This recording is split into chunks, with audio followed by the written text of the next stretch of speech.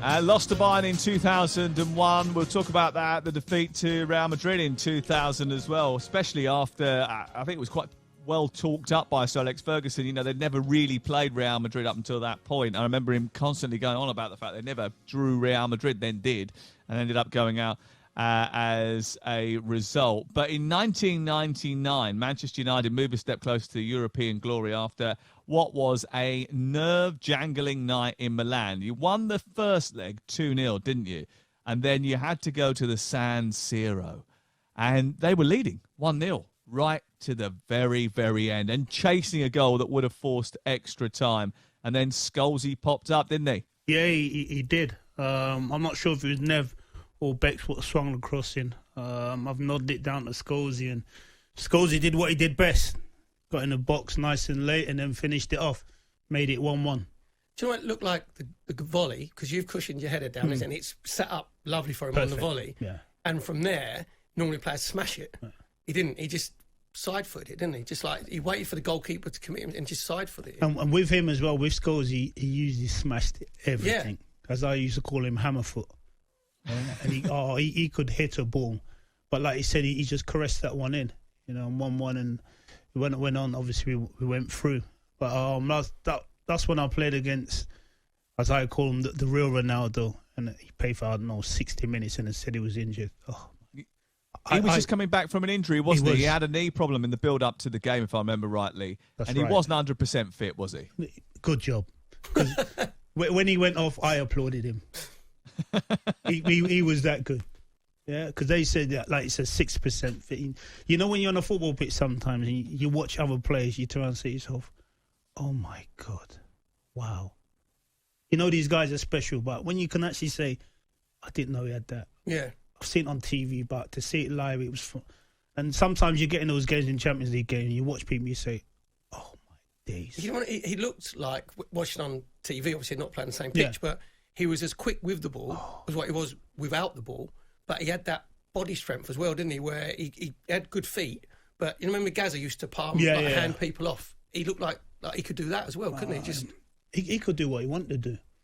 And like I said, just watching some of those guys at that level. Yeah, obviously you're at a decent level. That's why you're playing at that level. But when you watch some of these guys, you turn and say to yourself, I used to watch these guys on TV, man. Sometimes I used to stand in the tunnel and say, is that really you? You know, because I've watched you on TV kind of thing. They're half looking at me as if to say, is that really you? But when they get out there and play, and it's special to be on the same pitch as a lot of those guys. I mean, you'd had a couple of chances in that game in the San Siro. Berg had cleared off the line, an unbelievable clearance. Schmeichel made a couple of big saves as well. Old Trafford, in fact, was there a point blank drive from Ronaldo, which ended up being a brilliant stop from Schmeichel during that game as well. Were you feeling, though, during that match that you were on to something special as a team?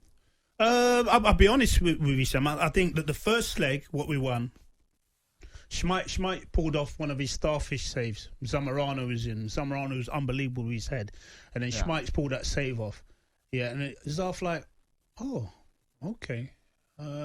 We can go to Milan and we can beat Milan, because that gave us even more confidence, because if they got the away goal, naturally it's tougher.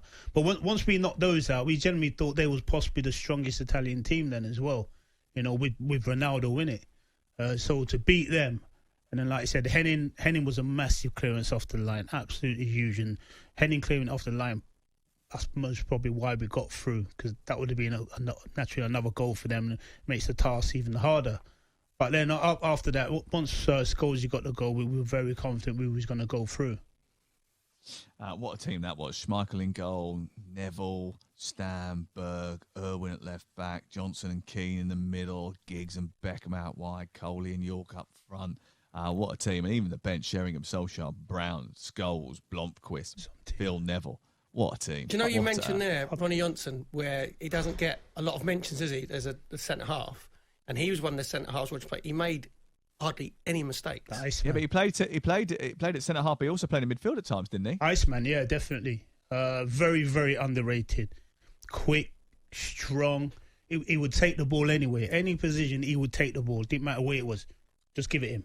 because physically he's very strong at holding people off as well.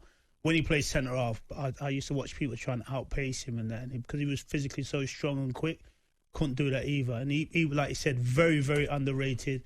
And that season, him and Yap were absolutely fantastic. And he read the game really well, yes. didn't he? Like his positioning in Chetlev, people trying to run him in the channels, he'd be there, the goal side, definitely, like touchline side, and then trying to think, well, you ain't going in there. There you go. Yeah, real quality player. The following year, because it's a Champions League quarter-final week this week, and Chelsea and Manchester City and Liverpool all in action. Liverpool take on Real Madrid this week, Chelsea Porto, Manchester City against Borussia Dortmund, and we've got 2 games for you, one on Tuesday, one on Wednesday from the Champions League here on Talk Sport. The quarterfinals of the Champions League are still difficult, but they were always really tense affairs where everybody would crowd, because of the fact they were on ITV as well. Everyone would crowd around the TV on those nights, and you would get huge viewing figures. I remember when I joined ITV, it's now nearly 10 years ago, we still had the Champions League on a Tuesday night or a Wednesday night, and it used to be like, well, it's a show-stopping event. Everybody, we were getting huge 9 million people watching the matches. When Real Madrid played Manchester United, I think it was 2012, 13, something like that. There was about 10 million people watching on a Wednesday night. It was absolutely, all the eyeballs were on it. And this was the case a year after you'd won the Champions League, when you played Real Madrid. You beat them. You were beaten at home 3-2. I mean, look, they were fantastic, weren't they? They were beaten at home. You were beaten. Raul Gonzalez scored. Raul, the wonderful Raul. What about Beckham Redondo? Scholes scored. Redondo's magical assist for What Raul. a player. And Roy Keane scored an own goal, although I was a bit nervous about saying that out loud, just in case he was listening. Yeah, I remember that evening like it was yesterday. We thought we got a good result, even if I do honestly believe to this day we should have beat them there at the Bernabeu.